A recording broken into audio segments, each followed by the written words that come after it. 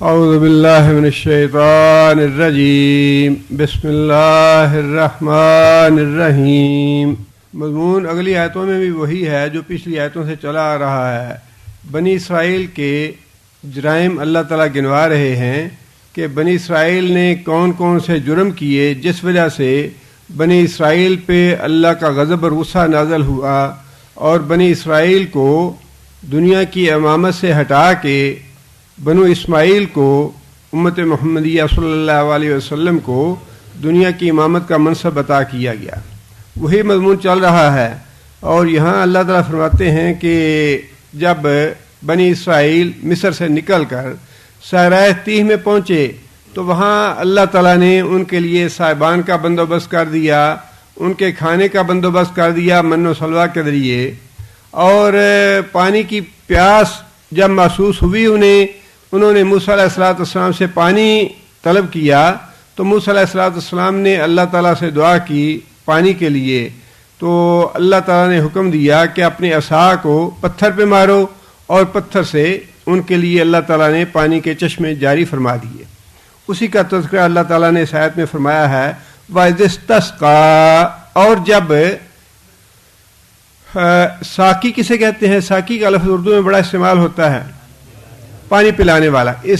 استسقاء، نماز استسقاء کیا معنی ہے اس کا؟ پانگنی مانگنے کے لیے جو نماز پڑھی جاتی ہے یا جو دعا مانگی جاتی ہے اسے نماز استسقاء کہا جاتا ہے، اور وہی لفظ ہے یہ کہ اذ استسقیٰ، جب موسیٰ علیہ السلام نے پانی مانگا یا پانی کی دعا کی اللہ تعالیٰ سے، لِقَوْمِهِ، اپنی قوم کے لیے، فَقُلْنَا، اللہ فرماتے ہیں ہم نے موسیٰ کو کہا اضرب بعصاک الحجر، اضرب کا معنی امر کا صیغہ ہے، ضرب کا معنی بیان کرنا بھی ہے، اور ضرب کا معنی مسلط کر دینا بھی ہے، ضرب کا معنی چلنا بھی ہے، اور ضرب کا معنی مارنا بھی ہے۔ چار معنی ہیں ضرب کے، یہاں مارنے کے معنی میں ہے۔ ہم نے موسیٰ علیہ السلام کو کہا اضرب، مار، بعصاک، ساتھ اپنے سوٹے کے، ساتھ اپنے عصا یا لاٹھی کے، الحجر، پتھر کو، فانفجرت من حسنتا عشرۃ عینا، فجر کسے کہتے ہیں؟ رات کی تاریکی کو پھاڑنے کے بعد جب فجر روشنی طلوع ہوتی ہے اس وقت کو فجر کہتے ہیں۔ فاجر کسے کہتے ہیں؟ فاجر وہ شخص ہے جو نیکی اور شرافت کے پردے کو پھاڑ دے، فاجر کا معنی پھاڑنے والا۔ فاجرت، جاری ہو گئے یا پھٹ گیا پتھر اور اس سے جاری ہو گئے، اسنتا عشرۃ عینا، 12 چشمے۔ یعقوب علیہ السلام کے 12 بیٹے تھے، ان 12 بیٹوں کے نام پہ 12 خاندان تھے، جس طرح یہاں پہ بڑے آدمیوں کے نام پہ خاندان ہے، کوئی غامدی ہے، کوئی قحطانی ہے، اپنے اپنے آباء و اجداد کے نام پہ اپنا اپنا کنبہ اور قبیلہ ہے۔ اسی طرح یعقوب علیہ السلام کے 12 بیٹے تھے، 12 بیٹوں کے نام پہ 12 خاندان تھے، اور ان 12 خاندانوں کا الگ الگ اپنا نظام تھا، تو اللہ تعالیٰ نے ہر خاندان کے لیے ایک الگ چشمہ جاری کر دیا پتھر سے، اور لاکھوں کی تعداد میں لوگ تھے جنہوں نے اس پانی سے روزانہ سیراب ہوتے تھے۔ معجزہ تھا یہ موسیٰ علیہ السلام کا جو اللہ تعالیٰ نے عطا فرمایا۔ جب بھی پانی کی ضرورت ہوتی موسیٰ علیہ السلام پتھر پہ اپنا عصا مارتے اور پانی جاری ہونا شروع ہو جاتا۔ اور کہا جاتا ہے کہ صحرائے تیہ میں آج بھی صحرائے سینا میں وہ پتھر موجود ہے، اور سیاح لوگ دیکھنے کے لیے جاتے ہیں اس کے، اور اس کے اندر 12 سوراخ جن سے پانی نکلا تھا وہ آج بھی منوان موجود ہے۔ آگے اللہ فرماتے ہیں قد علم کل اناس مشربہم، قد تحقیق، علم جان لیا، کل اناس، اناس کا واحد کیا ہے؟ جی، جن و انس لفظ استعمال ہوتا ہے، جن و انس، یعنی جنوں کی نو اور انسانوں کی نو۔ انس اس کا واحد ہے اور اناس اس کی جمع ہے، جس کا مطلب ہے لوگوں کا گروہ، जमात कुंबा कबीला मुराद है उससे। कद आलिमा तहकीक जान लिया कुल्लो नासिन, हर ग्रोह ने, हर खानदान ने, हर कुंबे ने या हर कबीले ने मशरबहुम, मशरब का ये ज़र्फ मकान है, मतलब है पीने की जगह। मशरबहुम अपने पीने की जगह हर कुंबे ने मालूम कर ली, उसको पता चल गया या उसको बता दिया गया कि भाई आपकी जगह ये है, आपने यहाँ से पानी पीना है। 12 कुंबे थे, 12 कुंबों के लिए 12 चश्मे थे और हर आदमी को इल्म हो गया कि ये चश्मा हमारे लिए है। अल्लाह फरमाते हैं कि मन्नो सलवा भी दिया हमने उनको और पीने के लिए पानी भी जारी कर दिया बगैर किसी मेहनत और मशक्कत के। और हमने उनको ये हिदायत की कुलू वशरबू, कुलू खाओ, मन्नो सलवा तुम्हारे लिए नाज़िल होता है आसमानों से, वो खाओ, वशरबू और पानी पियो जो चश्मे जारी हो गया, मिन रिज़्क़िल्लाह, अल्लाह के रिज़्क़ से, वला तासौ फिल अर्दि मुफ़सिदीन, और ज़मीन में मुफ़सिद इसम फ़ाइल है, मुफ़सिदीन फसाद फैलाने वाले, बिगाड़ पैदा करने वाले, खराबी पैदा करने वाले, और ज़मीन में खराबी पैदा करने वाले, फसाद बर्पा करने न करते फिरो। ज़मीन में फसाद बर्पा न करना तुम्हारी सहूलत की और तुम्हारी ज़रूरत की सारी नेमतें अल्लाह ने तुम्हें दे दी हैं। कपड़े तुम्हारे गलीज़ नहीं होते, कपड़े तुम्हारे गंदे नहीं होते और तुम्हारी उम्र के साथ साथ बढ़ते जाते हैं। साए के लिए अल्लाह ताला ने बादल मुहैया कर दिए, खाने के लिए अल्लाह ने मन्नो सलवा दे दिया, पीने के लिए अल्लाह ने पानी दे दिया। ये सारा अल्लाह का रिज़्क़ है और ये अल्लाह का रिज़्क़ जो है खाओ और पियो, लेकिन ज़मीन में फसाद बर्पा ना करना। फसाद का लफ्ज़ अल्लाह ताला ने बहुत सी जगहों पे इस्तेमाल फरमाया है कुरान मजीद में, और हमारे नज़दीक फसाद जो है वो अमूमन यही होता है कि कोई लड़ाई झगड़ा ना हो जाए, कोई दंगा फसाद ना हो जाए, कोई चोरी कत्ल गारत डाका वगैरह, इसको हम फसाद समझते हैं। ये भी फसाद है, लेकिन सबसे बड़ा फसाद है शरीयत की कायम की हुई हदों से तजावुज़ करना। अल्लाह ने जो अहकाम दिए हैं उन अहकाम की नाफरमानी करना, ये सबसे बड़ा फसाद है। और इन सारे फसादों में से सबसे बड़ा फसाद शिरक का है। सबसे बुनियादी और सबसे अहम हुक्म अल्लाह ताला का, शरीयत की बुनियाद वो है तौहीद।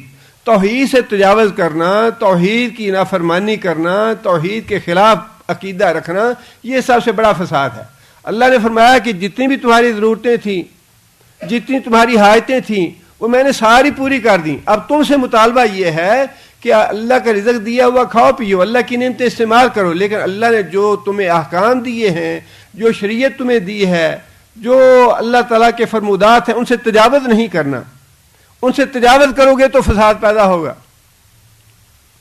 अब रेड इशारा हम क्रॉस करते हैं, अगर सारे रेड इशारा चारों तरफ से क्रॉस करना शुरू हो जाए, करना शुरू कर दें, क्या होगा?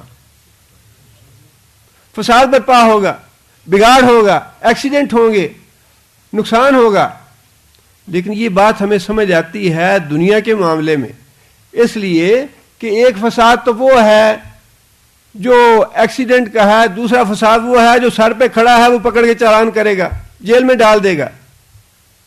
दीन के मामले में हम एक रेड इशारा क्रॉस नहीं करते, रोजाना सैकड़ों इशारे हम क्रॉस करते हैं और चाहते ये हैं, और अल्लाह ताला, ये तो अल्लाह ताला मेहरबान और रहीम है कि जिंदगी गाड़ी चलती रहे, हम इसी तरह रेड इशारे क्रॉस करते रहें और जिंदगी की गाड़ी जो है ये इसी तरह चलती रहे हमारी मर्जी के मुताबिक। हालांकि ये मुमकिन नहीं है, फसाद तो बर्पा होगा। जब भी रेड इशारा क्रॉस करेंगे तो बर्पा होगा इशारा, नुकसान होगा, फसाद बर्पा होगा।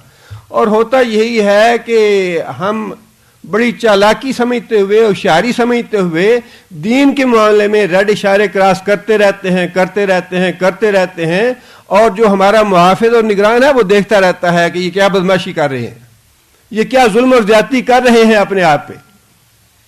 और जब बहुत से गुनाह इकट्ठे हो जाते हैं तो फिर पकड़ने वाला पकड़ लेता है और हमें पता भी नहीं होता कि हमने कितने इशारे क्रॉस किए हैं, हालांकि वो हमारे अपने ही गुनाहों का नतीजा होता है, लेकिन हम भूल चुके होते हैं कि हमने कितने इशारे क्रॉस किए।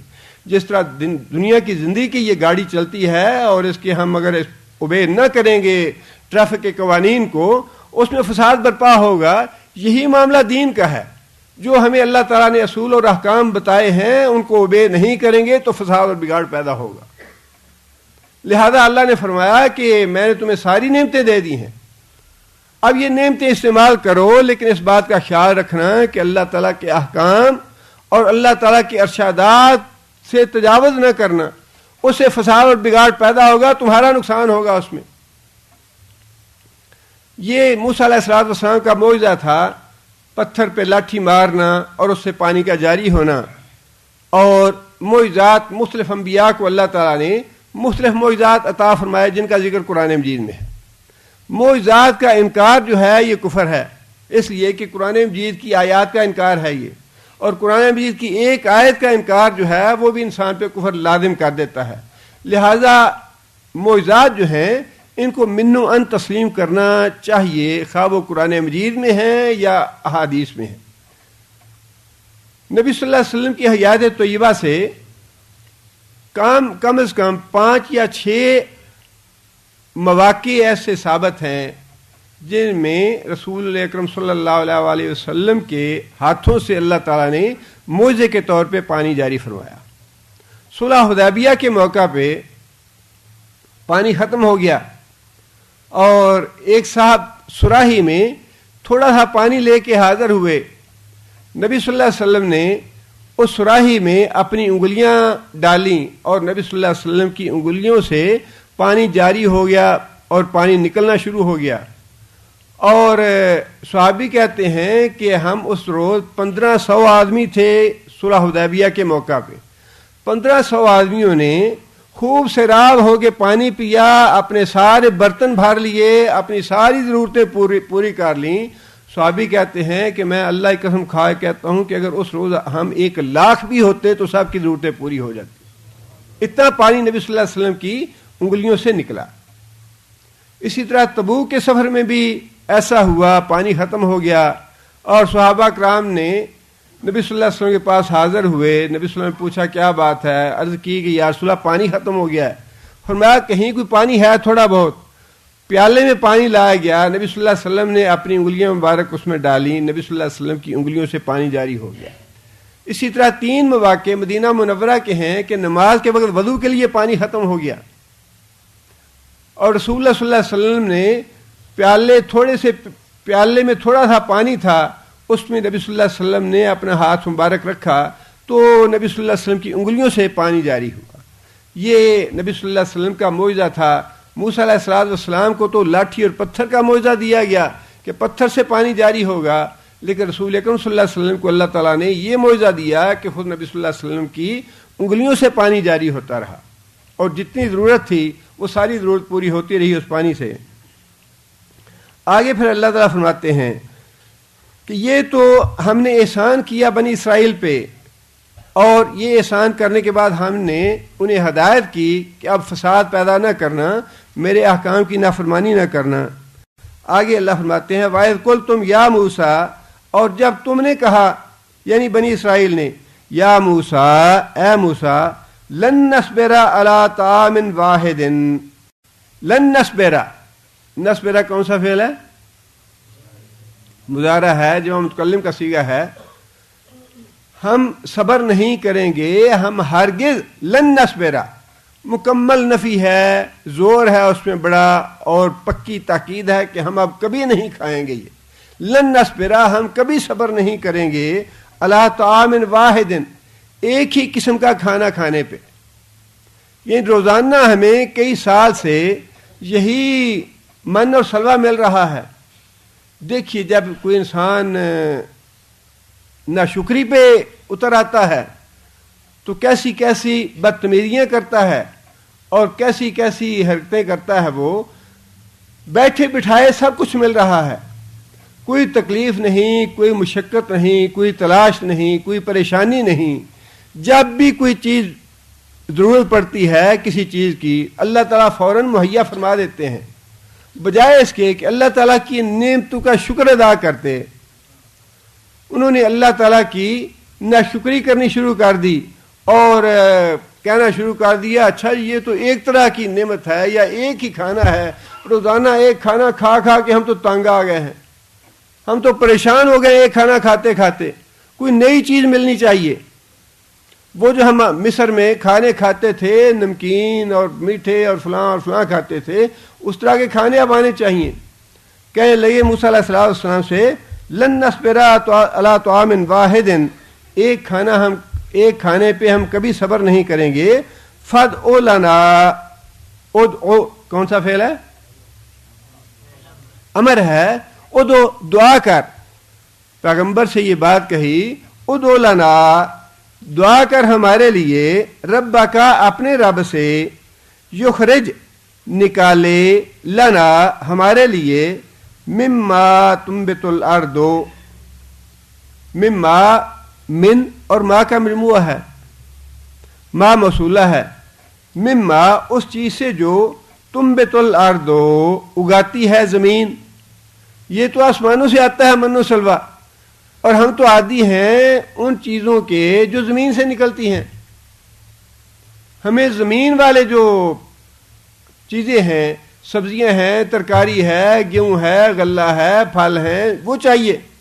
مما تنبت الارض, جو اگاتی ہے زمین, من بقلہا, یعنی آگے بنی اسرائیل نے چیزوں کے نام بھی لیے کہ اس طرح کی چیزیں ہمیں چاہیے, اس طرح کی چیزیں ہمیں مطلوب ہیں. بقل کا معنی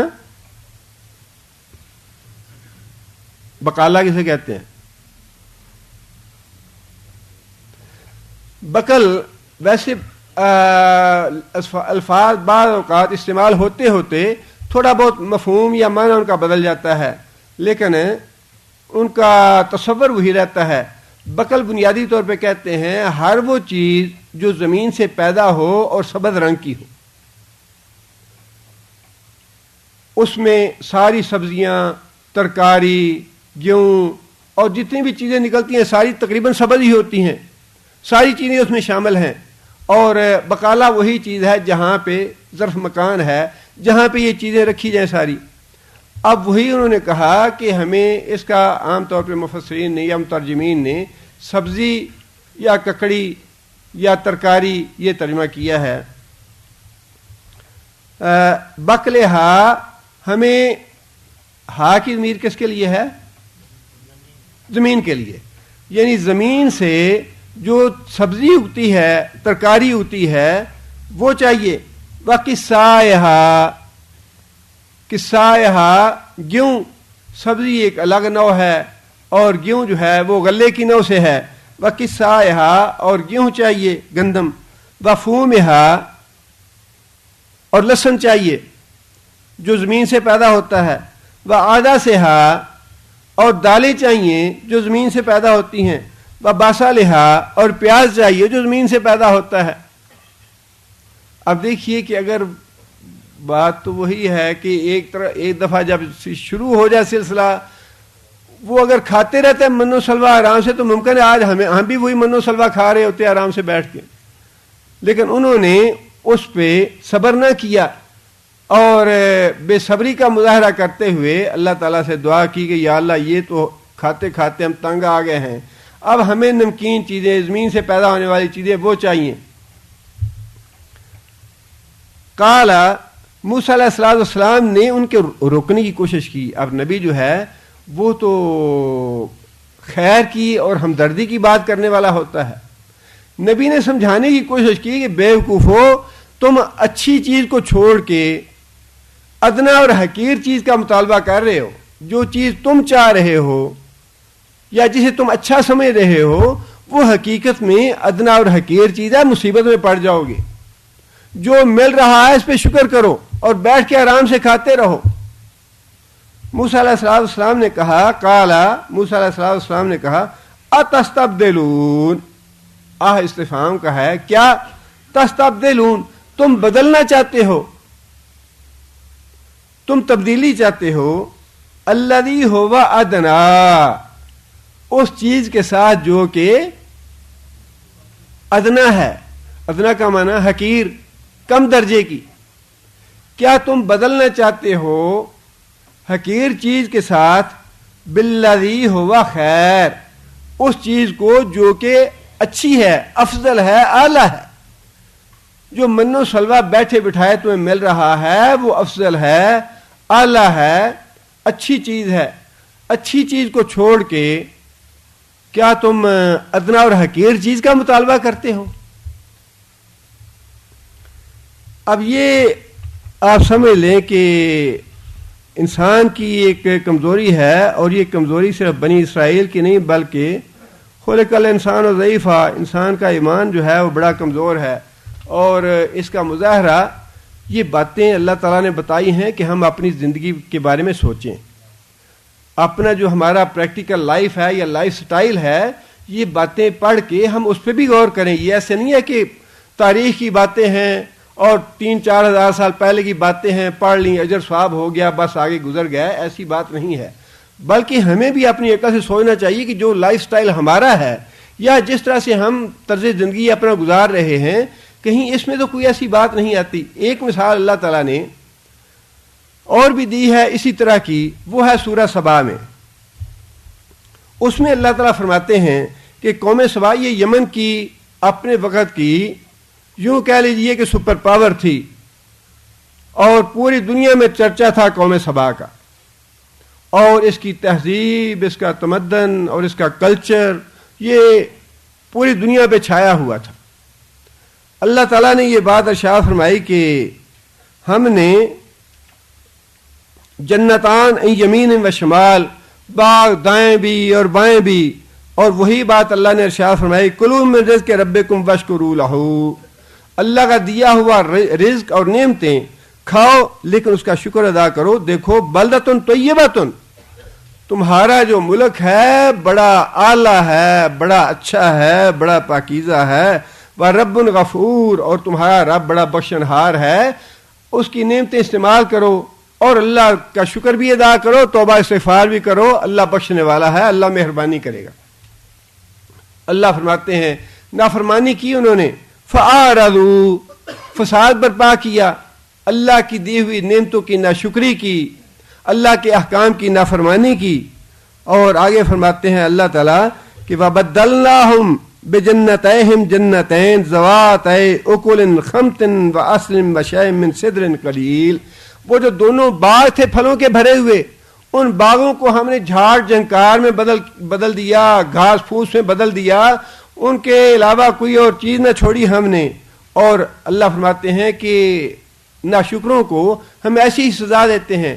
आगे अल्लाह ताला ने उनका जुर्म बताया है कि उनका जुर्म क्या था। पहले तो ये फरमाया कि ये वो नाशुक्री करने वाले थे, लेकिन आगे अल्लाह ताला ने वजाहत के साथ ये बात इरशाद फरमाई वजअलना बैनहुम व बैनल कुरल्लती बारकना फीहा कुरन ज़ाहिरतन व क़द्दरना फीहा सैर, कि जो वो यमन से लेकर शाम तक सफ़र करते थे, और इस सारी मुसाफत में अल्लाह फरमाते हैं कि जो हाईवे था, जो बड़ी शारे आम थी, उस पे हमने बड़ी बड़ी बस्तियां बना दी थी, बड़ी बड़ी मंजिलें बना दी थी, ताकि सफ़र में दुश्वारी ना हो।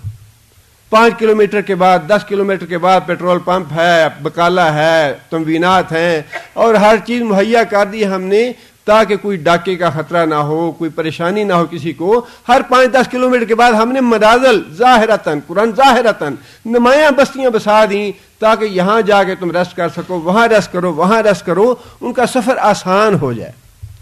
लेकिन हुआ क्या कि वो भी इस आसान सफ़र को देख के कहने लगे कि ये क्या छोटी छोटी 5-5 किलोमीटर पे, 10-10 किलोमीटर पे बस्तियां बसी हुई हैं, और टिकाने बने हुए हैं, पेट्रोल पंप बने हुए हैं।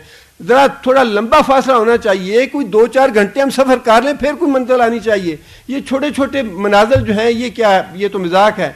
अल्लाह फरमाते हैं कि फ़कालू, उन्होंने खुद ये बात कही, रब्बना बाइद बैन असफारना, बाइद, या अल्लाह दूर दूर कर दे ये मंजिलें। ये 5-5, 10-10 किलोमीटर पे छोटे छोटे ये इस तरह बने हैं, ये तो मजाक है हमारे लिए। कोई 5 घंटे 4 घंटे सफर कर ले तो फिर कोई मंजिल आनी चाहिए। बाइद बैन असफारना, कि हम जो सफर करते हैं इनमें बोझ पैदा कर दे, मंजिलें दूर दूर हो जाएं। वज़लमू अनफुसहुम, अपने आप पे जुल्म किया उन्होंने। फजअलनाहुम अहादीस, अल्लाह फरमाते हैं कि हमने उस कौम के इस जुल्म की वजह से, इस नाशुक्री की वजह से, ये बददुआ करने के लिए کہ اعلیٰ چیز کو چھوڑ کے حقیر چیز کو طلب کرنا، اس جرم کی وجہ سے اللہ فرماتے ہیں وَجَعَلْنَاهُمْ أَحَادِيثَ، ہم نے اس قوم کو افسانہ بنا دیا، کہانی بنا دیا، جیسے دنیا میں کوئی قوم نہیں بستی تھی، بس قصہ کہانیاں ہیں. اور وہ قوم پھر اس طرح بکھری، اپنے ملک سے یوں وہ فقیر اور مسکین اور محتاج بن کے نکلی کہ کچھ شام میں جا کے آباد ہوئے، کچھ مصر میں جا کے آباد ہوئے، کچھ حجاز میں جا کے آباد ہوئے. اس قوم کا نام و نشان مٹ گیا. اور اللہ فرماتے ہیں کہ وَمَزَّقْنَاهُمْ كُلَّ مُمَزِّقٍ، ہم نے ان کو بری طرح ٹکڑے ٹکڑے کر دیا، ریزہ ریزہ کر دیا، منتشر کر دیا. وَمَزَّقْنَاهُمْ كُلَّ مُمَزَّقٍ إِنَّ فِي ذَلِكَ لَآيَاتٍ لِكُلِّ صَبَّارٍ شَكُورٍ، اس میں نشانیاں ہیں ہر صبر کرنے والے اور شکر کرنے والے کے لیے، کہ شکر کرتے رہو اللہ کی نعمتوں کا. اور ذرا ہمارا حال، اپنے بھی ہمیں حال دیکھنا چاہیے نا. یہ تو قوموں کے حال ہیں جن کو اللہ تعالیٰ نے بتا دیا کہ انہوں نے اعلیٰ چیز کو چھوڑ کے ادنا کا مطالبہ کیا، اللہ کی ناشکری کی، اور ہم نے ان کو افسانہ بنا دیا، ان کو ٹکڑے ٹکڑے کر دیا، ان کو ہمیشہ کے لیے نام و نشان مٹا دیا. پاکستان سے یا ہندوستان سے آتے ہیں بھوکے ننگے، محتاج اور فقیر بن کے، اور اللہ یہاں آنے کے بعد 4 پیسے دے دیتا ہے تو نظریں لگ جاتی ہیں یورپ اور امریکہ پہ کہ یہاں کی زندگی تو بڑی خشک ہے. تنگ آ گئے ہیں ایسی زندگی بسر کر کر کے، کہیں ریکریشن نہیں ہے، کہیں تفریح نہیں ہے، کہیں سینما نہیں ہے، کہیں کلب نہیں ہے. ہمیں تو وہاں جانا چاہیے جہاں کلب بھی ملتا ہو، سینما بھی ملتا ہو، ڈالروں کی تنخواہیں بڑی اچھی اچھی ملتی ہوں، ہیومن رائٹس بہت زیادہ ہوں. کیا یہ وہی بات نہیں ہے جو بنی اسرائیل نے کہی تھی؟ یہاں پہ مکہ مدینہ چھوڑ کے، اللہ کے رسول صلی اللہ علیہ وسلم کی ہمسائیگی چھوڑ کے کافروں کے ملک میں جا کے رہنا ہے، یا اس کی تمنا کرنا ہے، یا اس کی کوشش کرنا، کیا یہاں اللہ روزی نہیں دے رہا؟ اتستبدلون، وہی بات ہے جو اللہ تعالیٰ نے فرمائی تھی، اتستبدلون الذی هو ادنی بالذی هو خیر. لیکن یہاں کی 5 سال 10 سال رہ کے ہم سمجھتے ہیں جی بڑی اب زندگی خشک ہو گئی ہے، 4 پیسے جب آ جاتے ہیں تو اکڑ آ جاتی ہے، دماغ جو ہے وہ کہیں سے کہیں پہنچ جاتا ہے، اور وہ وقت بھول جاتے ہیں جب پاکستان سے بھوکے ننگے آتے ہیں یہاں پہ. پھر دماغ جو ہے وہ اور اونچا چلا جاتا ہے، نہیں جی ہمیں تو اب لندن جانا چاہیے، امریکہ جانا چاہیے، کینیڈا جانا چاہیے. یہاں یہ چیز میسر نہیں ہے، یہاں وہ چیز میسر نہیں ہے. نماز کا الحمدللہ نظام ایسا ہے کہ بے نماز سے بے نماز آدمی بھی آتا ہے تو 2-3 سال میں مجبور ہو جاتا ہے نماز پڑھنے. شرک کا کہیں نام و نشان نہیں ہے. اور الحمدللہ دین کی تعلیم کے لیے، دین کے مسائل اور احکام آگاہ کرنے کے لیے جا بجا انتظام خود حکومت نے کیے ہوئے ہیں. لیکن بات وہی ہے اللہ کی ناشکری والی کہ انسان کو پھر اس یکسانیت سے بھی تنگ آ کے، اور انسان کہتا ہے نہیں یہ تو بڑی خشک زندگی ہے، یہاں سے کسی ریکریشن والی اور رنگین زندگی کی طرف جانا چاہیے اب. اور پاکستان کی خود اپنی مثال بھی ہمیں یہ باتیں سوچنی چاہیے، اس لیے کہ ان کا بڑا گہرا تعلق ہے ہمارے حالات کے ساتھ. پاکستان کس لیے بنایا گیا تھا؟ پاکستان اس لیے بنایا گیا تھا کہ اسلامی نظام کی، اسلامی قوانین کی تنفیذ ہوگی اور پوری دنیا میں ایک مثالی مسلم مملکت قائم ہوگی. اور 25-30 سال کے بعد، 40 سال کے بعد وہ جو ایک اعلیٰ اور افضل نظریہ تھا، مقصد تھا، اس کو کس میں بدل دیا گیا؟ نہیں اسلام کے لیے تو نہیں بنایا یہ ملک، ہم نے تو اچھی معیشت کے لیے بنایا تھا، معاشی حالات اچھے ہونے کے لیے بنایا تھا، بڑی بڑی وزارتیں اور بڑے بڑے عہدے لینے کے لیے بنا تھا یہ. اور آج جو ملک کی معیشت ہے، جس کی خاطر سودی نظام بھی چل رہا ہے، اور جس کو ہم نے ایک اعلیٰ مقصد کو چھوڑ کے ادنا مقصد کی طرف ہم پلٹ آئے، اس کا نتیجہ بھی ہم نے دیکھ لیا کہ معیشت کتنی اچھی ہوئی ہمارے ملک کی. اب اپنے بچوں کو لوگ بیچ رہے ہیں، اپنے ہاتھوں سے بچوں کو دریاؤں میں پھینک کے خودکشیاں کر رہے ہیں. اور یہی بات اللہ فرماتے ہیں کہ جب ایک انسان ادنا چیز کو کی تمنا کرتا ہے اور اللہ تعالیٰ کی دی ہوئی اعلیٰ نعمتوں کو، اور یہی معاملہ جو ہے اولاد کے معاملے میں بھی ہے، بعض لوگ بچیوں سے حقارت کرتے ہیں یا بچیوں کو برا سمجھتے ہیں، اور اللہ نے قرآن میں یہ بات ارشاد فرمائی کہ تمہیں کیا پتا کہ تمہارے حق میں بیٹیاں بہتر ہیں یا بیٹے بہتر ہیں، تمہارے لیے نفع بخش بیٹیاں ہیں یا بیٹے ہیں یہ تو مجھے پتا ہے، لیکن 2 یا 3 یا 4 بیٹیاں ہو جائیں تو انسان تڑپنے لگتا ہے، دعائیں اپنے ماں کے رونے لگتا ہے کہ یا اللہ یہ کیوں ہو گیا، یہ تو ادنا ہے، یہ تو حقیر ہے، اور اللہ فرماتے ہیں کہ تمہیں کیا پتا یہی تمہارے لیے اعلیٰ اور افضل چیز ہو جو میں نے دی ہے تمہیں۔ اللہ تعالیٰ کی ساری نعمتیں جیسی بھی ہیں ان کا شکر ادا کرتے رہنا چاہیے، اور اللہ تعالیٰ کی نافرمانی کر کے اور اللہ تعالیٰ کی نعمتوں کی ناشکری کر کے فساد اور بگاڑ نہیں پیدا کرنا چاہیے اپنی زندگی میں۔ اور ہماری زندگی میں پریشانیاں تبھی آتی ہیں جب ہم اللہ تعالیٰ کی نعمتوں کی ناشکری کرتے ہیں۔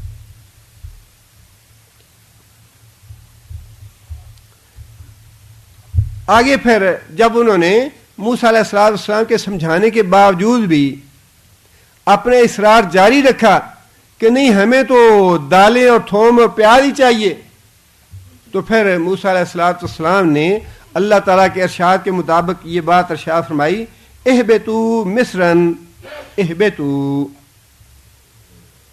حبوط الطائرہ کسے کہتے ہیں؟ جب جہاز لینڈ کرتا ہے اس کو حبوط کہتے ہیں۔ حبوط کا معنی اترنا، نازل ہونا۔ اہبتوا، اتر جاؤ، مصرن، کسی شہر میں، جہاں کہیں بستی ہے اس بستی میں چلے جاؤ، فَإِنَّ، پس بے شک، لَكُمْ، واسطے تمہارے، مَا سَأَلْتُمْ، جو تم نے سوال کیا، جو تم نے مانگا، جو تم نے تمنا کی، جو کچھ تم نے مانگا ہے، کسی بستی میں چلے جاؤ اور وہاں تمہیں یہ ساری چیزیں مل جائیں گی جس کا تم نے سوال کیا ہے۔ آگے اللہ فرماتے ہیں وَضُرِبَتْ عَلَيْهِمُ الذِّلَّةُ وَالْمَسْكَنَةُ وَبَاءُوا بِغَضَبٍ مِّنَ اللَّهِ۔ اعلیٰ چیز کو چھوڑ کے، ادنا مانگ کے اللہ تعالیٰ سے، اللہ کی ناشکری کر کے اور اللہ تعالیٰ کی قائم کی ہوئی حدوں سے تجاوز کر کے، اللہ فرماتے ہیں کہ وَضُرِبَتْ عَلَيْهِمُ الذِّلَّةُ، اللہ تعالیٰ نے بنی اسرائیل پہ ذلت مسلط کر دی۔ یہاں بھی ضربہ، ضربہ کا لفظ استعمال ہوا ہے، جیسے میں نے پہلے بتایا، یہاں اس کا معنی مسلط کرنا ہے۔ ضربت، مسلط کر دی گئی، علیہم، اوپر ان کے، ذلت، ذلت، والمسکنۃ، اور فقر، محتاجی، وباؤ بغضب من اللہ، وباؤ، با کا معنی من کذب علی متعمدا فلیتبوأ مقعدہ من النار، جو آدمی میری طرف جھوٹی بات منسوب کرے، فلیتبوأ، وہ اپنی ٹکانہ بنا لے، اپنی جگہ بنا لے آگ میں۔ یتبوأ کا معنی ٹکانہ بنانا، یہ وہی با لفظ ہے۔ با کا معنی ٹکانہ بنا لیا، با او جمع کا صیغہ ہے، با او، اور ٹکانہ بنایا انہوں نے، مول لیا انہوں نے، بغضب من اللہ، اللہ کا غصہ یا اللہ کا غضب، اللہ کی نعمتوں کو ٹھکرا کے، حقیر چیزیں مانگ کے، اللہ کی ناشکری کر کے، اللہ کی نافرمانی کر کے، ذلت بھی ان پہ مسلط ہو گئی، فقر و فاقہ بھی ان پہ مسلط ہو گیا، اور اللہ کا غصہ اور اللہ کی ناراضی بھی انہوں نے مول لی۔ ذالک بانہم کانوا یکفرون بآیات اللہ، ذالک، ان کا یہ انجام اس لیے ہوا، بنی اسرائیل کا، بانہم، کیونکہ وہ کانوا تھے، یکفرون، انکار کرتے، کفر کرتے، بآیات اللہ، اللہ کی آیتوں کا، اللہ کے احکام کا، اللہ کے فرمان کا، اللہ تعالیٰ کے احکام کو مانتے نہیں تھے۔ اور یہاں مفسرین نے نہ ماننے کی مختلف شکلیں بیان فرمائی ہیں کہ نہ ماننے کی کیا صورت ہو سکتی ہے۔ ایک تو یہ ہے کہ اللہ تعالیٰ کا واضح حکم آ جائے اور انسان سرکشی کی وجہ سے اللہ کا حکم نہ مانے، یہ بھی یکفرون بآیات اللہ، اور انکار کر دیا اللہ کی آیت کو ماننے سے۔ واضح طور پہ معلوم ہے کہ اللہ تعالیٰ نے یا اللہ کے رسول نے داڑھی رکھنے کا حکم دیا ہے، اور اس میں قطعاً کوئی اشتباہ کی بات نہیں، کوئی الجھن کی بات نہیں۔ نماز پڑھنے کا حکم دیا اللہ نے، روزے رکھنے کا حکم دیا، زکوٰۃ دینے کا، سود نہ کھانے کا، رشوت نہ لینے کا، یہ سارے واضح احکام ہیں۔ اب جو آدمی یہ احکام معلوم ہونے کے باوجود ان کا انکار کرتا ہے، تسلیم نہیں کرتا، ان پہ عمل نہیں کرتا، یکفرون بآیات اللہ، یہ اللہ کی آیتوں کو، اللہ کے احکام کو، اللہ کے فرمان کو نہ ماننے کا ایک شکل ہے۔ دوسری اس کی شکل یہ ہے کہ انسان اپنی خواہش نفس کے پیچھے چلے اور اللہ کے احکام کو چھوڑ دے۔ اور تیسری صورت یہ ہے کہ اللہ کے احکام کو کوئی توجیہ کر لے، کوئی تعویل کر دے اس کی، اور اپنی مرضی کے مطابق مسئلہ گھاڑ لے، اپنی مرضی کی بات بنا لے۔ اللہ کے رسول کا یا اللہ کا حکم جو ہے وہ بالکل واضح ہے، لیکن انسان ہیلا سازی کر لے، جس طرح آگے اللہ تعالیٰ نے بنی اسرائیل کی ہیلا سازی کا ذکر بھی فرمایا ہے۔ تو یہ ساری شکلیں جو ہیں یہ اللہ کی آیتوں، اللہ کے احکام، اللہ تعالیٰ کے فرمودات کو نہ ماننے کی مختلف شکلیں ہیں۔ اللہ فرماتے ہیں کہ ان پہ یہ جو ذلت ہم نے مسلط کی اور جو فقر و فاقہ مسلط کیا اور جو اللہ کا غضب نازل ہوا ان پہ، اس کی وجہ یہ تھی کہ اللہ کی آیتوں کو نہیں مانتے تھے، اللہ کے احکام کو نہیں مانتے تھے۔ اور افراد کا یا اقوام کا معاملہ بھی یہی ہے، اپنے دائیں بائیں، آگے پیچھے، اپنے ملک میں، اپنی قوم کے معاملے میں ساری باتیں آپ دیکھ لیں، جو اللہ نے باتیں ارشاد فرمائی ہیں، اللہ کے قانون بڑے بے لاگ ہیں۔ اللہ تعالیٰ کی کوئی چہیتی قوم نہیں ہے کہ چونکہ انہوں نے تو وعدہ کیا تھا کہ ہم تو یہ لا اللہ یا اللہ نافذ کریں گے، اب ہمیشہ کے لیے ان کے لیے میری نعمتیں جو ہیں وہ ہمیشہ کے لیے ہو گئیں، یا ان کو میں نے لکھ دیا، اسٹامپ لکھ دیا کہ نہیں میں تمہیں تو نہیں پکڑوں گا، تم پہ تو کوئی عذاب نہیں آئے گا، تمہیں سزا نہیں دوں گا۔ اللہ کی کوئی چہیتی قوم نہیں ہے، اللہ کے قانون بڑے بے لاگ ہیں، قوم سبا کے لیے بھی، قوم بنی اسرائیل کے لیے بھی، اور قوم محمدیہ کے لیے بھی، سب کے لیے بڑے بے لاگ اور سب کے لیے ایک جیسے ہیں۔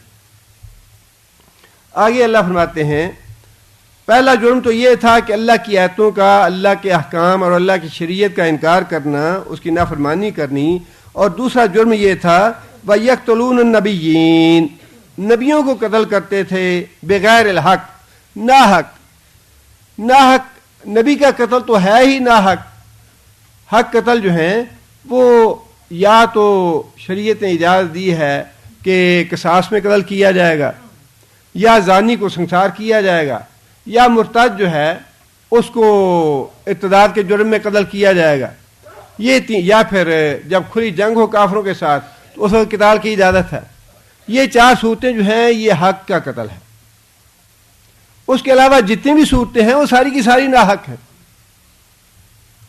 اللہ فرماتے ہیں کہ نبیوں کو ناحق قتل کرتے تھے، اور نبی کا قتل جو ہے وہ ہمیشہ ہی ناحق ہے۔ اور رسول اللہ صلی اللہ علیہ وسلم نے ایک حدیث میں یہ بات ارشاد فرمائی ہے کہ قیامت کے دن سب سے زیادہ عذاب اس آدمی کو ہوگا جو نبی کو قتل کرے۔ جس نے نبی کو قتل کیا سب سے زیادہ عذاب اس آدمی کو ہوگا، اور جس آدمی کو نبی قتل کرے اس کو بھی سب سے زیادہ سخت عذاب ہوگا، اس لیے کہ وہ نبی کا دشمن ہے، جس نے نبی کو قتل کرنے کی کوشش کی لیکن اس کے بدلے میں نبی نے اس کو قتل کر دیا۔ جیسا نبی صلی اللہ علیہ وسلم کے بارے میں ابی بن خلف کے بارے میں آتا ہے، اس نے مکے میں ایک گھوڑا خریدا اعلیٰ نسل کا، اور نبی صلی اللہ علیہ وسلم کو استہزاء کے طور پہ، توہین کے طور پہ آگے کہنے لگا کہ اے محمد میں نے یہ گھوڑا خریدا ہے اور اس کو روزانہ میں 7-8 کلو غلہ کھلاتا ہوں، 7-8 کلو چارہ دیتا ہوں اس کو، اور اس گھوڑے پہ بیٹھ کے میں تمہیں قتل کروں گا۔ رسول اکرم صلی اللہ علیہ وسلم نے اس کے جواب میں یہ بات ارشاد فرمائی کہ تم مجھے قتل نہیں کرو گے، انشاءاللہ میں تمہیں قتل کروں گا۔ چنانچہ جنگی احد میں یہی ہوا کہ جنگی احد میں نبی صلی اللہ علیہ وسلم کے سامنے ابی بن خلف آ گیا۔ صحابہ کرام نے عرض کیا یا رسول اللہ آپ ہمیں اجازت دیں کہ ہم اس کو قتل کریں۔ نبی صلی اللہ علیہ وسلم نے فرمایا کہ نہیں، تم پیچھے ہٹ جاؤ، تم مجھے نیزہ دو۔ نبی صلی اللہ علیہ وسلم نے خود نیزہ لے کے نشانہ مارا اس پہ، اور نیزہ اس کی گردن پہ لگا، خراش آئی اس کو گردن پہ، لیکن جب وہ واپس جانے لگا جنگ سے تو اس کے ساتھی کہتے ہیں کہ جس طرح بیل ڈکراتا ہے اس طرح اس کی آواز نکل رہی تھی، اور وہ چیختا جاتا تھا کہ مجھے محمد نے قتل کر دیا، قتل کر دیا۔ اس کے ساتھیوں نے کہا تم قتل تو نہیں ہوئے، تم تو دل ہار بیٹھے ہو، بزدل ہو، تم کچھ بھی نہیں ہے، خراش ہے۔ کہنے لگا واللہ مجھے اتنی تکلیف ہو رہی ہے اس خراش کی کہ مدینے کے 70 آدمیوں پہ میں یہ تقسیم کر دوں تو سارے کے سارے مر جائیں، اتنی مجھے تکلیف ہو رہی ہے اس خراش کی۔ اور پھر مدینہ پہنچنے سے پہلے مر گیا۔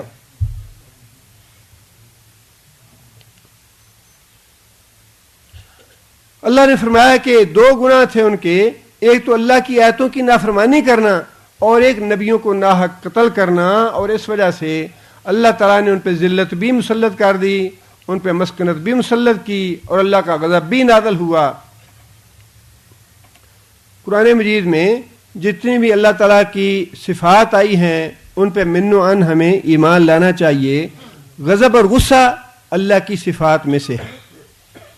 غضب کا معنی سزا دینا نہیں ہے، بلکہ جس طرح اللہ کی راضی ہونا، خوش ہونا اپنے بندوں سے، یہ اللہ کی صفت ہے، اسی طرح اللہ کا ناراض ہونا، اللہ کا غصے ہونا، اللہ کا غضب ہونا، یہ بھی اللہ تعالیٰ کی صفات میں سے ہے۔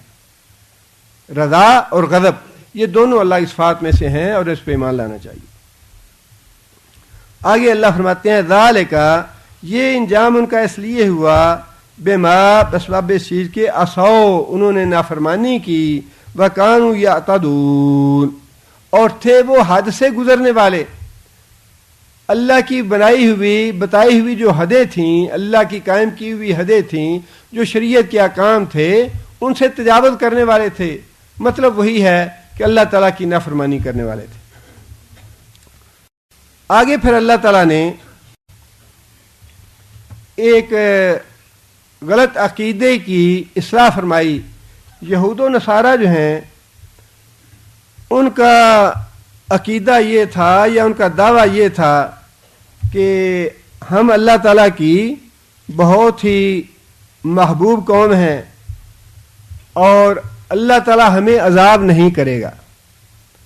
سورہ مائدہ میں اللہ تعالیٰ نے تفصیل کے ساتھ یہ بات ارشاد فرمائی، وقالت الیہود والنصارى، یہودی اور نصارہ یہ کہتے ہیں نحن ابناء اللہ، نحن ابناء اللہ، ہم اللہ کے بیٹے ہیں یا اللہ کے چہیتے ہیں، وَأَحِبَّاؤُهُ، اور اللہ کے محبوب ہیں۔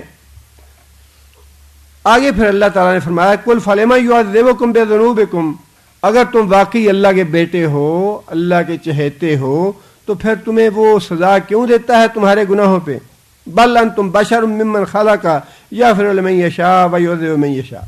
ان کا دعویٰ یہ تھا کہ ہم اللہ کے چہیتے ہیں، ہمارا تعلق سادات خاندان سے ہے، اللہ ہمیں جہنم میں نہیں ڈالے گا، اللہ ہمیں سزا نہیں دے گا، اللہ ہمیں نہیں پکڑ سکتا۔ اللہ تعالیٰ نے ان کی یہ غلط فہمی یہاں دور فرمائی ہے۔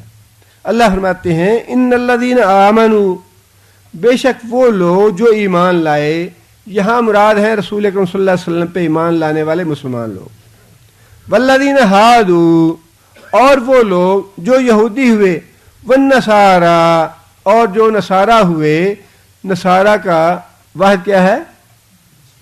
نصرانی ہے، اور نصرانی جو ہے یہ نسبت ہے عیسیٰ علیہ السلام کے گاؤں کے نام کی، جہاں نبی صلی اللہ علیہ وسلم کی ولادت ہوئی۔ کیا نام تھا اس کا؟ ناصرہ۔ ناصرہ جگہ کا نام تھا، اور ناصرہ کی نسبت سے عیسائیوں نے اپنے آپ کو نصرانی کہلانا شروع کر دیا، جس طرح لاہور سے لاہوری ہے یا دہلی سے دہلوی ہے، اسی طرح ناصرہ سے نصرانی کہلانا شروع کر دیا۔ اور وہی لفظ پھر قرآن مجید نے بھی استعمال کیا کہ یہودی اور نصارہ و صابئین، اور صابی، صابی ویسے تو کہتے ہیں جو اپنے دین کو بدل لے.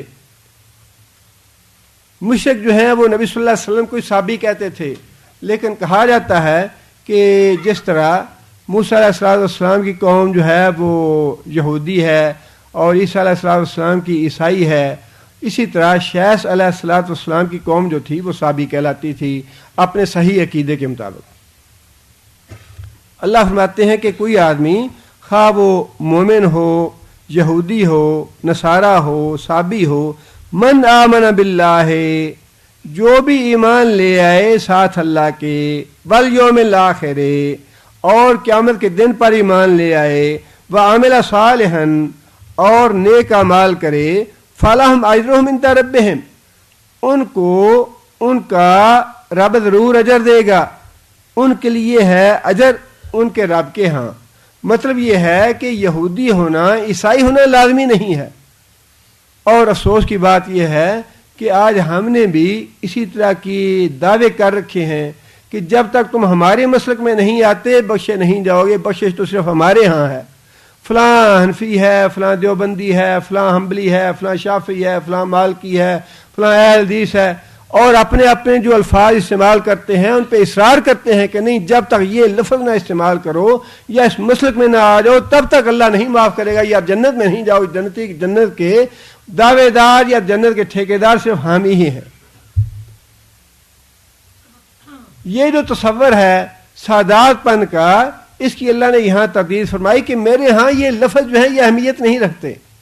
جو کہلانا چاہتا ہے کوئی کہلاتا رہے، جو بندی ہے، حنفی ہے، بریلوی ہے، اہل حدیث ہے، سلفی ہے، جو مرضی کہلاتے رہو، اس کہلانے سے کوئی فرق نہیں پڑے گا. اللہ اس کہلانے کو دیکھ کے معاف نہیں کرے گا. جو بنیاد ہے اللہ تعالیٰ نے وہ بتا دی کہ میرے نزدیک بنیاد کیا ہے معاف کرنے کی، بخشش کی بنیاد کیا ہے میرے ہاں، جنت میں جانے کا معیار کیا ہے میرے ہاں، وہ اللہ نے بتا دیا ہے. جو بھی آدمی، اللہ نے فرمایا کہ اس سے قطع نظر کہ کوئی آدمی یہودی ہے، نصرانی ہے، صابی ہے، جو بھی ہے کوئی، من آمن باللہ، جو اللہ پہ ایمان لے آئے، والیوم الآخر، آخرت پہ ایمان لے آئے، وعمل صالحا، نیک عمل کرے، فلہم اجرہم عند ربہم، ان کا اجر جو ہے وہ ان کے رب کے ہاں موجود. ولا خوف علیہم، نہ ہی خوف ہے اوپر ان کے، ولا ہم یحزنون، اور نہ ہی وہ غم کریں گے. لیکن اس کا مطلب یہ نہیں کہ یہ آیت آج بھی یہودیوں کے لیے، عیسائیوں کے لیے یا صابیوں کے لیے آج یہ آیت جو ہے، اس کا مطلب یہ ہے اپنے زمانے میں یہودی موسیٰ علیہ السلام کے زمانے میں ان میں سے جو صحیح ایمان لایا موسیٰ علیہ السلام پہ اور پھر اس نے نیک عمل کیے، اس کو اجر اللہ کے ہاں ملے گا. اسی طرح وہ عیسائی جو عیسیٰ علیہ السلام کے زمانے کے ہیں، نبی صلی اللہ علیہ وسلم کی بعثت سے پہلے، ان میں سے جو بھی ایمان لایا اور نیک عمل کیے، ان کا اجر اللہ کے ہاں محفوظ ہے. لیکن آج کا جو حکم ہے وہ یہ ہے کہ آج چونکہ پہلی ساری شریعتیں منسوخ ہو چکی ہیں اور رسول اکرم صلی اللہ علیہ وسلم آخر الزمان نبی ہیں، ختم نبوت جو ہے وہ خاتم النبیین ہے نبی صلی اللہ علیہ وسلم، لہٰذا آج کا قانون یہ ہے کہ جو آدمی ایمان لائے گا محمد صلی اللہ علیہ وسلم کے رسالت، اس کے بعد وہ نیک عمل کرے گا تو اس کے لیے اجر ہے اللہ کے ہاں.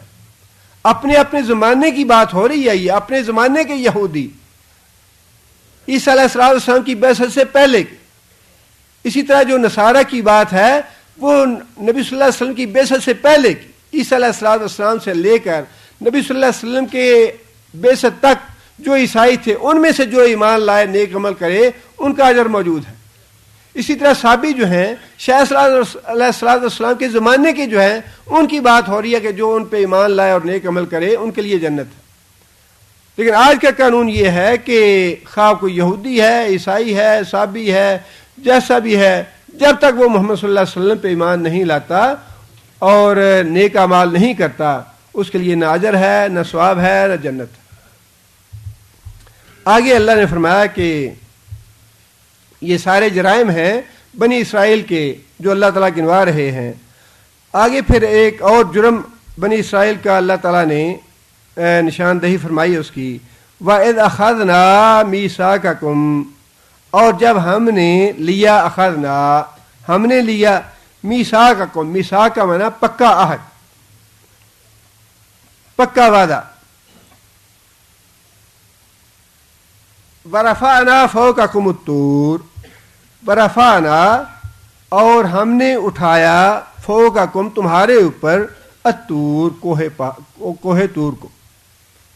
اس کے بارے میں بعض مفسرین نے تو تعویل کی ہے، لیکن تعویل جو ہے وہ درست نہیں ہے، اس لیے کہ سورہ اعراف میں اللہ تعالیٰ نے واضح طور پہ یہ بات ارشاد فرمائی، وَإِذْ نَتَقْنَا الْجَبَلَ فَوْقَهُمْ، ہم نے پہاڑ کو زمین سے اکھیڑ کے ان کے اوپر لے آئے. کوہ طور کو اللہ تعالیٰ نے زمین سے اکھاڑا، فوقہم کأنہ ذلۃ، اور ان کے اوپر جس طرح صاحبان یا چھتری ہوتی ہے، اس طرح ہم کوہ طور کو پکڑ کے اٹھا کے ان کے اوپر لے آئے جس طرح صاحبان اور چھتری ہے ان کے اوپر. وَظَنُّوا، اور ان لوگوں نے یہ گمان کیا، انہ واقع بہم، کہ وہ کوہ طور جو ہے وہ ان کے اوپر گر پڑے گا. اس وقت اللہ تعالیٰ نے فرمایا کہ خذوا ما آتیناکم بقوۃ، جو ہم تم کو تورات دے رہے ہیں اس کو مضبوطی سے پکڑو. واذکروا ما فیہ، اور جو احکام اس میں دیے ہیں ان کو ہمیشہ یاد رکھنا. لعلکم تتقون، تاکہ تم گمراہی سے بچے رہو.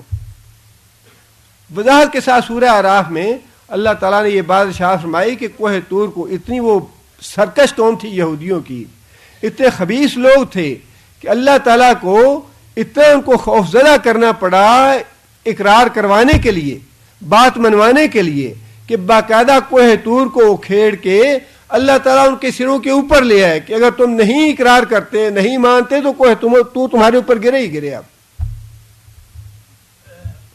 اس واقعے کا اللہ تعالیٰ نے ذکر فرمایا ہے، وَإِذْ أَخَذْنَا مِيثَاقَكُمْ، ہم نے تم سے پکا وعدہ لیا، وَرَفَعْنَا فَوْقَكُمُ الطُّورَ، اور کوہ طور کو اٹھا کے ہم تمہارے اوپر لے آئے، اور ہم نے تمہیں یہ حکم دیا، خذوا، پکڑو، ما آتیناکم، جو کچھ ہم نے تم کو دیا، بقوت، طاقت کے ساتھ، مضبوطی کے ساتھ.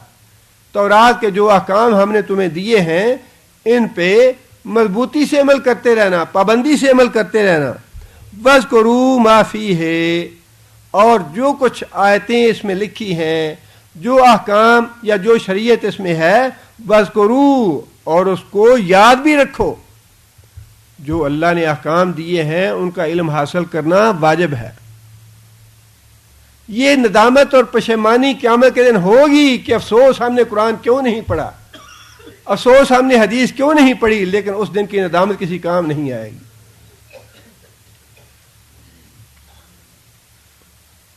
فرجینا نعمل صالح، یا اللہ ایک دفعہ دنیا میں بھیج دے تاکہ ہم سب کچھ ہم نیک بن کے رہیں، لیکن اس دن یہ کام ہوگا نہیں. فاعترفوا بذنبہم، اعتراف کریں گے یا اللہ ہم سے غلطی ہو گئی، وقت ضائع ہو گیا، زندگی برباد ہو گئی. فاعترفوا بذنبہم فسحقا لاصحاب السعیر، لیکن اللہ فرمائیں گے کہ لعنت ہے تمہارے اوپر، لعنتیوں پہ، جہنمیوں پہ لعنت ہے تمہارے اوپر، اس لیے کہ دوبارہ زندگی ہے نہیں. کیوں برباد کی اپنی زندگی، وقت کیوں ضائع کیا؟ اور اللہ تعالیٰ معاف کرے، بعض اوقات دیکھ کے اتنا رنج ہوتا ہے، اتنا قلق ہوتا ہے، تکلیف اتنی زیادہ ہوتی ہے. ہمارے ہمسائے میں ایک ڈاکٹر صاحب ہے PhD، اور یہاں یونیورسٹی میں پڑھاتے ہیں، اور پرسوں ترسوں کی بات ہے، مجھے کہنے لگے کہ اقبال صاحب انٹرنیٹ پہ میں نے قرآن مجید میں دعائے قنوت بڑی تلاش کیا، مجھے ملی نہیں، بتائیں یہ قرآن مجید میں کہاں ہے دعائے قنوت؟ اندازہ کریں کہ دنیا کی ڈگری جو ہے وہ PhD بھی حاصل کر لی ہے، یونیورسٹی کے پروفیسر ہیں، اور نماز کے مسائل کا یہ حال ہے کہ دعائے قنوت قرآن میں تلاش کر رہے ہیں. ظلم نہیں یہ؟ ماں باپ کا بھی ظلم ہے، جس ماں باپ نے یہ اولاد جنی ایسی اولاد، اور جس اولاد کو ایسی تعلیم دی، جس اولاد کا دین بھی برباد کیا اور آخرت اور دنیا بھی برباد کی. 60 سال کی عمر میں یہ پتہ نہ ہو کہ دعائے قنوت کہاں ہے. 60 سال کیا پڑھتے رہے بھیتر تم؟ اتنی عقل نہیں آئی، اتنا تمہیں ٹائم نہیں ملا 60 سال میں نماز کے مسئلے سیکھ لیتے. کتنے ظلم کی بات ہے. اسی لیے تو اللہ نے فرمایا ہے کہ وَمَا الْحَيَاةُ الدُّنْيَا إِلَّا مَتَاعُ الْغُرُورِ، کہ لوگوں یہ دنیا کی زندگی بڑا دھوکہ ہے، دنیا کی چمک دمک اور دنیا کی رنگینیاں جو ہیں تباہ کر دیں گی تمہیں، کہ بچوں کا مستقبل بننا چاہیے، انجینئر بنے، ڈاکٹر بنے، بنانا ہے جو بناؤ، اس سے شریعت منع نہیں کرتی، لیکن اس طرح تباہ تو نہ کرو اپنی اولاد کو کہ 60 سال کی عمر ہو جائے، بڈھا ہو جائے آدمی اور اسے نماز کے مسئلے بھی نہ معلوم ہو۔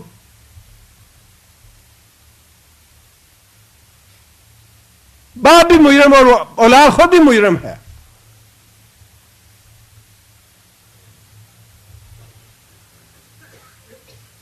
اپنی اولاد کی تربیت کریں، اپنا آخرت اپنی بنائیں، اپنی دنیا بھی بنائیں، لیکن یہ ظلم نہ کرے اپنی اولاد پہ۔ ادبوا اولادہم، اپنی اولادوں کی تربیت کرو۔ بہترین، اللہ کے رسول نے فرمایا ہے کہ بہترین جو تم چیز اپنی اولاد کو دے سکتے ہو وہ اس کی تعلیم و تربیت ہے، مال دولت نہیں ہے۔ تمہاری وراثت جو ہے وہ دین ہے، تمہاری وراثت دنیا کا مال نہیں ہے، یہ ڈالر نہیں ہے، ریال نہیں ہے۔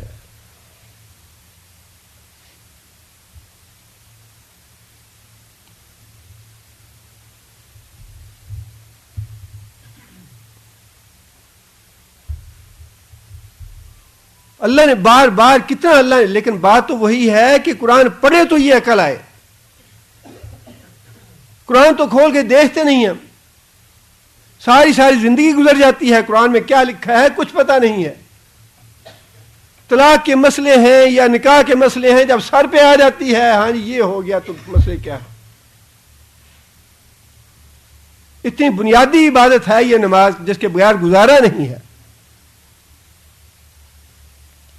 عبد القادر جیلانی رحمۃ اللہ علیہ کے پاس ہے، یہ ان لوگوں کی باتیں ہیں اللہ سے ڈرنے والے، اور وَاذْكُرُوا فِيهِ، شریعت میں جو باتیں میں نے بتائی ہیں ان کو یاد رکھو، ان کو پڑھو اور وہ علم حاصل کرو، ان کی بات ہے یہ۔ عبد القادر جیلانی رحمۃ اللہ علیہ کے پاس ایک عورت اپنے بچے کو لے کے آئی کہ شیخ صاحب یہ بیٹا ہے، اس کو دین سکھائیں، اس کو مسئلے سکھائیں۔ شیخ صاحب نے کہا کہ اچھا بٹھا دو بچے کو۔ جب عورت جانے لگی تو عورت پلٹ کے آئی کہنے لگی کہ شیخ صاحب میرے بچے کو نماز کا طریقہ آتا ہے، نماز کا طریقہ آتا ہے، اور نماز کے علاوہ مسئلے جو ہیں وہ اس کو سکھائیں اور بتائیں۔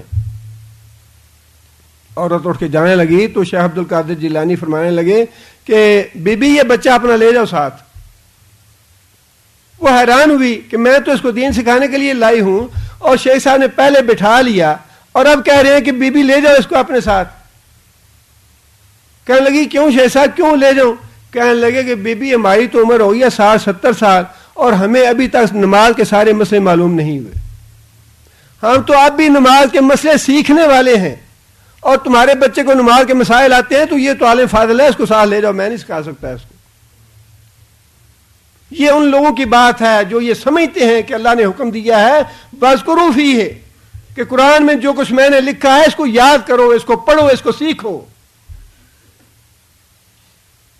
بنی اسرائیل کا یہی جرم تھا کہ انہوں نے تورات کو پڑھنا چھوڑ دیا، اس کو سیکھنا چھوڑ دیا، اس پہ عمل کرنا چھوڑ دیا۔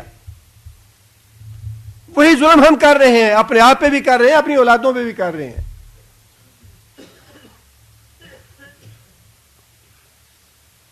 ہمیں فکر یہ ہوتی ہے جی بچہ کھائے گا کہاں سے، دین پڑھ لے گا تو کھائے گا کہاں سے۔ وَمَا مِن دَابَّةٍ إِلَّا عَلَى اللَّهِ رِزْقُهَا، اللہ فرماتے ہیں کہ روئے زمین پہ کوئی ایک ذی روح ایسا نہیں، کوئی جاندار ایسا نہیں جس کا رزق میرے ذمے نہ ہو۔ بگاڑ تو یہیں سے پیدا ہو جاتا ہے، فساد تو یہیں سے پیدا ہو جاتا ہے۔ جو چیز اللہ نے اپنے ذمے لے رکھی ہے وہ ہم اپنے ذمے لینے کی کوشش کرتے ہیں، اور جو کام ہمارے ذمے ہے وہ ہم چھوڑ دیتے ہیں۔ ہمارے ذمے یہ ہے کہ اس قرآن کو پڑھو، اس کا علم سیکھو، اس پہ عمل کرو، وہ ہم نے چھوڑ رکھا ہے۔ اور جو بات اللہ نے فرمائی کہ یہ میرے ذمے ہے، الا علی اللہ رزقھا، تمہاری ساری مخلوق کا رزق میرے ذمے ہے، وہ ہم نے اپنے ذمے لے لیا۔ فساد اور بگاڑ تو یہیں سے شروع ہو جاتا ہے۔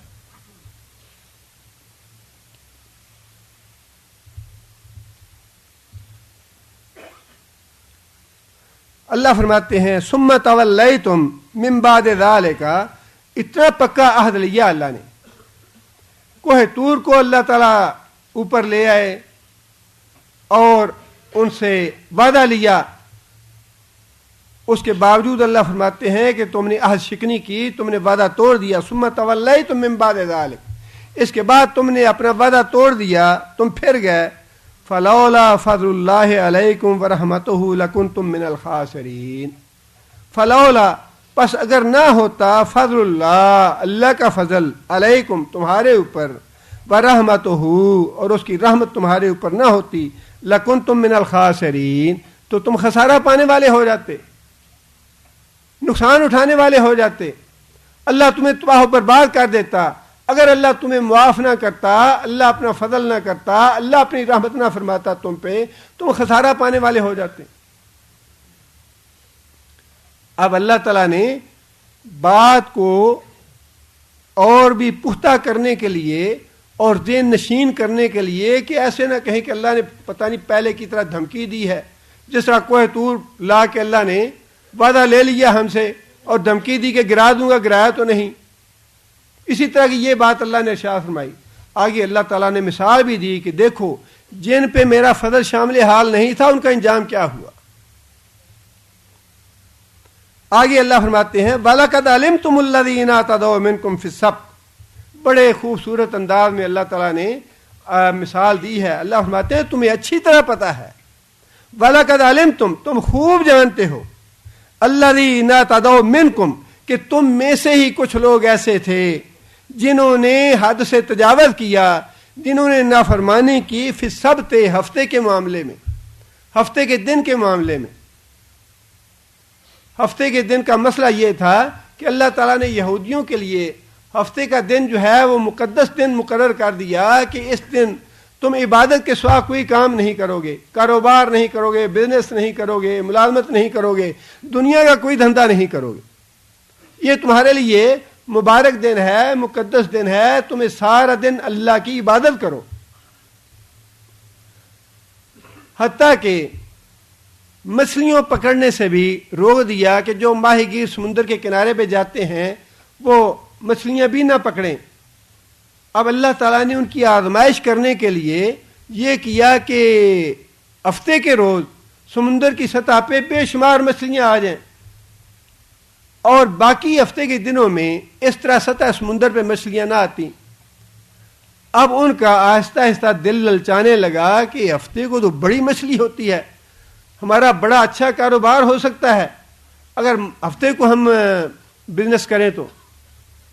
اب پہلے تو وہ تھوڑی دیر ہچکچائے اور اللہ کے حکم سے ڈرتے رہے کہیں کوئی عذاب نہ آ جائے، لیکن آہستہ آہستہ گناہ میں پکے ہو گئے، دل پہ سیاہی چھانی شروع ہو گئی، اللہ کی نافرمانی اور اللہ کی سرکشی پہ آمادہ ہو گئے۔ جس طرح صالح علیہ السلام کی اونٹنی کا معاملہ تھا کہ پہلے دھمکی دی، صالح علیہ السلام نے کچھ دیر رکے رہے، ڈرتے رہے کچھ دیر، فَكَذَّبُوهُ فَعَقَرُوهَا، لیکن بالآخر ڈر اتار دیا، شرم و حیا ختم کر دی، نافرمانی اور سرکشی پہ اتر آئے۔ فَكَذَّبُوهُ صالح علیہ السلام کو جھٹلا دیا، فَعَقَرُوهَا اور اس کی کنچے کاٹ کے قتل کر دیا اونٹنی کو۔ فَدَمْدَمَ عَلَيْهِمْ رَبُّهُمْ بِذَنبِهِمْ فَسَوَّاهَا، اللہ کا عذاب ایسا نازل ہوا، اللہ تعالیٰ نے ایسی پکڑ کی ان کی، فَسَوَّاهَا کہ زمین کے برابر کر دیا، نہ بستی کا پتہ چلے، نہ کسی ذی روح کا پتہ چلے، نہ کوئی جانور، نہ مویشی، نہ کچھ نہیں، فَسَوَّاهَا زمین کے برابر کر دیا اپنے عذاب میں سب۔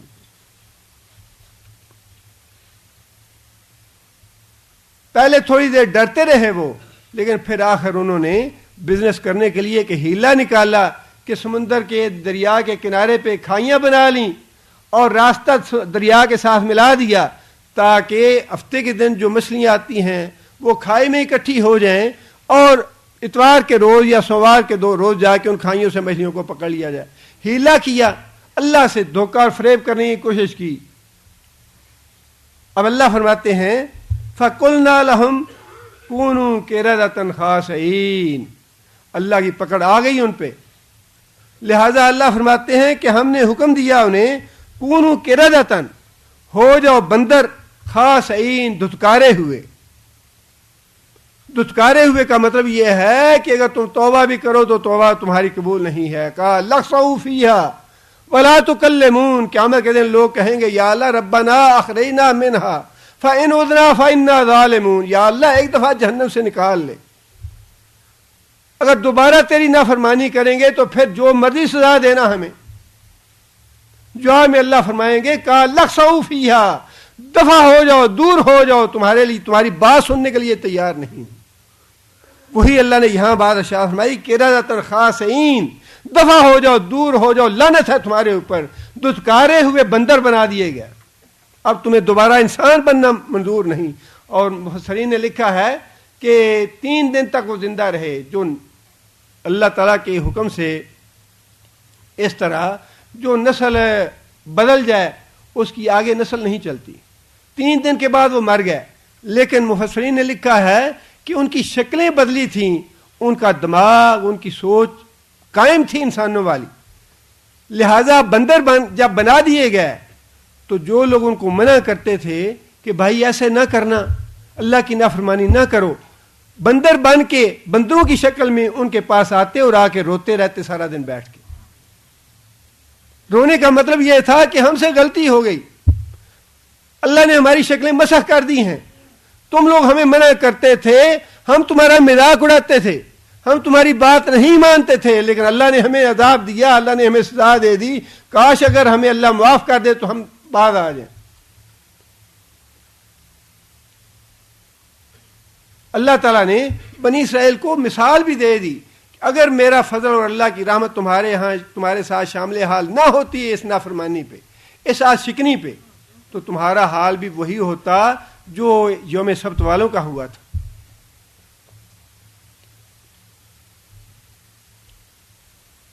اور اس میں سبق سب کے لیے ہے کہ اللہ تعالیٰ سے جو ہمارے کیے ہوئے عہد ہیں، جو اللہ سے کیے ہوئے وعدے ہیں، جو لا الہ الا اللہ ہم نے پڑھا ہے، اس کے تقاضوں کو پورا کریں ہم بھی، اور اگر عہد شکنی کریں گے، اللہ کی نافرمانی کریں گے تو اللہ کا فضل جب تک شامل حال ہے اس وقت تک تو اللہ تعالیٰ درگزر فرماتے رہتے ہیں، لیکن اللہ تعالیٰ دیکھتے رہتے ہیں کہ میرا بندہ کتنی سرکشی کر رہا ہے، کتنی نافرمانی کر رہا ہے، مسلسل کرتا چلا جا رہا ہے، اس کے دل میں ذرہ برابر خیال نہیں پیدا ہوتا، نہ شرم و حیا آتی ہے، نہ کوئی شرم آتی ہے، نہ اس کے دل میں ندامت آتی ہے، نہ یہ توبہ استغفار کرتا ہے۔ جب انسان پکا ہو جاتا ہے گناہوں میں تو پھر اللہ ہی پکڑ آ جاتی ہے۔ یہ جو ہم اپنے گناہوں کے باوجود اس زمین پہ چل پھر رہے ہیں، یہ تو اللہ کا فضل ہمارے شامل حال ہے، اللہ کی رحمت ہے ہمارے شامل حال۔ یہ جو دن بسر ہوتا ہے، رات بسر ہوتی ہے، دن اور رات تو بڑی لمبی بات ہے، ایک ایک لمحہ جو بسر ہوتا ہے وہ اللہ کی رحمت کے ساتھ بسر ہوتا ہے۔ ایک لمحے کے لیے اللہ کی رحمت اٹھ جائے، ایک لمحے کے لیے اللہ تعالیٰ ہماری نافرمانیوں، ہمارے گناہوں کی سزا دینا چاہیں تو ایک لمحہ اس زمین پہ ہم نہیں بسر کر سکتے۔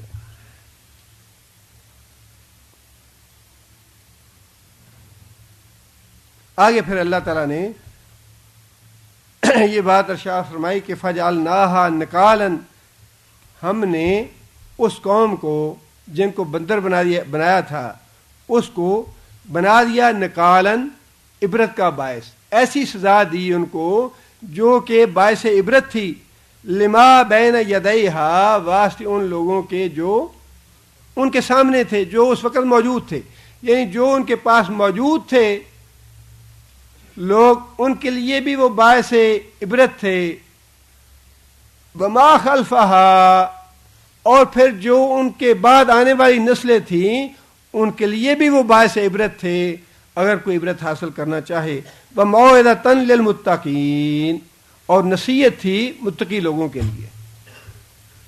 اور یہ اللہ تعالیٰ نے سب کو مخاطب کر کے بات ارشاد فرمائی ہے کہ ان کو اور نبی صلی اللہ علیہ وسلم نے یہ بات ارشاد فرمائی ہے کہ میری قوم سے بھی کچھ لوگ جو ہیں قیامت کے قریب بندر اور سور بنائے جائیں گے،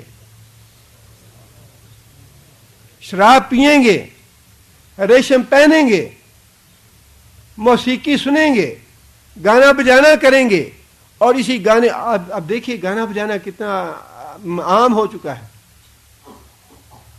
یہ موبائل بہت بڑی لعنت ہے اللہ کی، اب ہماری ضرورت بن گیا ہے نا، اس کے بغیر تو ہمارا جینا مشکل ہو گیا ہے۔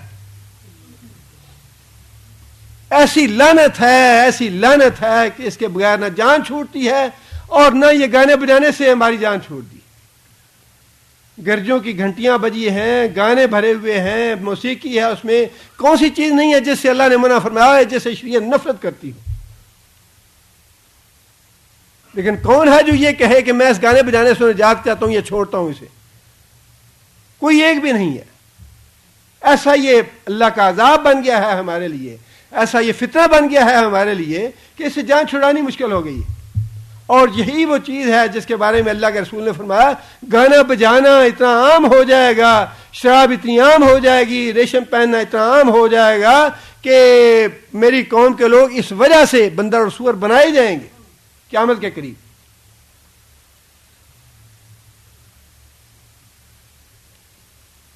اللہ سے توبہ اور استغفار کرنی چاہیے، اور جہاں تک ممکن ہو، جو دیکھیے بات یہ ہے کہ اضطراری کیفیت یا مجبوریاں ان کا علم اللہ کو ہے، لیکن جہاں تک ممکن ہو انسان کو بچنے کی کوشش تو کرنی چاہیے ان فتنوں سے۔ گھر کے 7 افراد ہیں، 8 افراد ہیں، 10 افراد ہیں، ہر ایک کو لے کے دیا ہوا ہے موبائل، چھوٹے چھوٹے بچے ہیں ان کے پاس موبائل ہیں، اور سکول کے لڑکے جو ہیں ان کو تو تباہ کر دیا ہے ان چیزوں نے۔ اور ہمارے ماں باپ جن کے پاس وافر پیسہ ہے وہ خود خرید کے دیتے ہیں، یہ فتنے لے کے دیتے ہیں، یہ ظلم خود ماں باپ کرتے ہیں۔ اگر پیسہ اللہ نے دیا ہے تو یوں اللہ کی نافرمانی نہ کرو، اپنی دین اور اپنی آخرت برباد نہ کرو، پیسے کو سنبھال کے رکھو، جہاں اللہ نے اجازت دی ہے، شریعت اجازت دیتی ہے، وہاں خرچ کرو۔ یہ سارا بگاڑ اور سارے فتنے پیسے کی وجہ سے ہیں۔ اللہ تعالیٰ سے دعا ہے کہ اللہ تعالیٰ ہمیں نیک عمل کرنے کی توفیق عطا فرمائے۔ سبحان ربک رب العزت عما یصفون، وسلام علی المرسلین۔